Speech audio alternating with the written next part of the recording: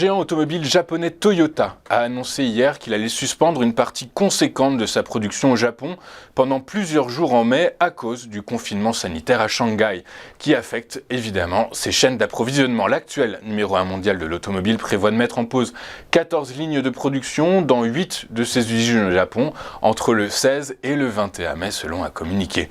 Au total, en incluant des annonces similaires précédentes du groupe, des interruptions de sa production au Japon vont concerner 20 de ses 28 lignes dans ce pays ce mois-ci, affectant presque l'intégralité de ses usines nippones. Toyota a par conséquent abaissé de 50 000 véhicules son objectif de production mondiale pour le mois en cours à 700 000 unités environ. Le groupe qui publiera aujourd'hui ses résultats annuels 2021-2022 et ses premières prévisions pour son nouvel exercice démarré le 1er avril est devenu coutumier d'annonces d'arrêt temporaire de sa production depuis plusieurs mois. Au-delà des confinements en Chine, sa production est aussi freinée depuis l'an dernier par la pénurie mondiale de semi-conducteurs et elle a aussi souffert récemment d'autres déboires variés comme une cyberattaque et un séisme ayant touché certains de ses fournisseurs au Japon. Le groupe a par ailleurs suspendu sans délai sa production en Russie peu après le début de la guerre en Ukraine, fin février. Les ventes en ligne d'alimentation poursuivent leur progression. Elles représentent désormais 7,2% du marché sur le plan mondial selon l'Institut Kantar. Elles ont grimpé de 15,8% en 2021. Près de 40% des consommateurs ont utilisé des sites marchands sur le web pour faire leurs courses du quotidien. Ils étaient 37% en 2020. Dans ce contexte, le poids de la grande distribution traditionnelle diminue. Les super et hypermarchés sont toujours les premiers circuits de vente de produits alimentaires dans le monde avec une part de 51,4% contre 52,4% un an auparavant. Mais ils n'ont gagné que 0,1% en valeur absolue en 2021. Avec un taux de croissance de 15%, l'e-commerce alimentaire retrouve son rythme normal d'avant la crise du Covid. Le poids de l'e-commerce alimentaire varie cependant fortement selon les zones géographiques. Le marché asiatique représente la moitié de l'activité d'e-commerce dans le monde. En effet, en Asie, la part de marché du web a atteint 15,3% en 2020. L'Amérique latine est à la traîne avec un taux de 0,9%. L'Europe occidentale se rapproche de la moyenne mondiale avec 6,9%. En Chine et en Corée du Sud, ce sont 88% des consommateurs qui achètent en ligne contre 35% en Europe. En France, selon la première vague du baromètre hebdomadaire Opinionway qui a Partners pour Les Échos et Radio Classique, publié hier, la majorité présidentielle pourrait être aussi imposante que lors de la législature sortante à l'issue des élections législatives des 12 et 19 juin prochains. Et la gauche unie réaliserait, elle, une forte percée dans l'hémicycle.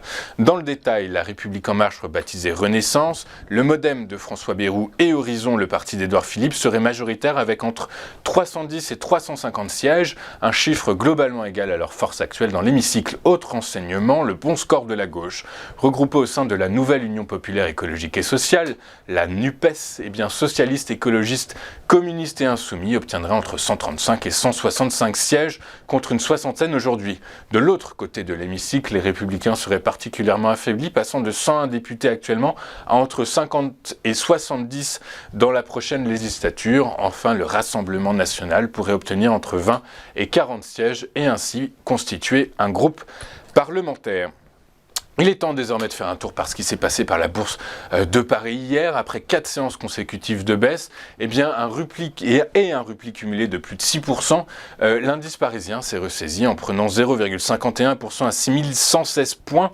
La hausse est imputable à la détente obligataire. En effet, le 10 ans américain est repassé sous les 3% à 2,98 et le 10 ans français s'est contracté de 4,49% à 1,55%. Parmi les secteurs qui se distinguent à la hausse, nous retrouvons principalement les financières qui prennent 1,20%, les utilities en croissance de 1,11%, les biens de consommation en hausse de 0,86% et les matériaux de base qui s'adjugent 0,58%. Notons que BNP Paribas prend 2,15%, EDF 2,33%, Trigano 3,73% et Arkema 3%. Du côté des replis, les principales baisses sont à mettre au passif de la santé qui a cédé 0,54%. Les replis des cours de l'or noir poussent le secteur de l'énergie à la baisse baisse de 0,15%, les services aux consommateurs reculent de 0,08%.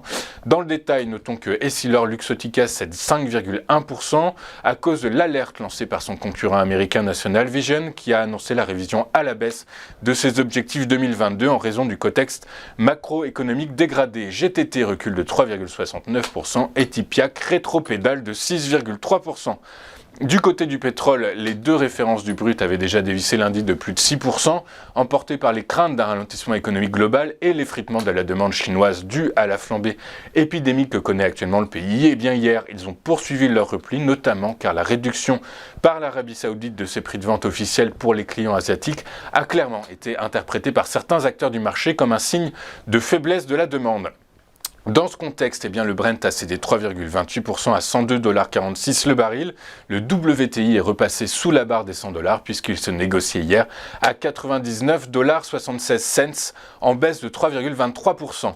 Le Bitcoin a quant à lui stoppé sa chute sur fond de corrélation avec le Nasdaq. L'indice de la tech américaine a pris 0,98% dans les échanges d'hier. Du coup, le Bitcoin a clôturé en hausse de 0,44% à 31 287$ l'unité. On va marquer une première pause et on se retrouve tout de suite après pour l'ouverture de la bourse de Francfort dans Chronotax avec Eric Seban. À tout de suite sur TV Finance.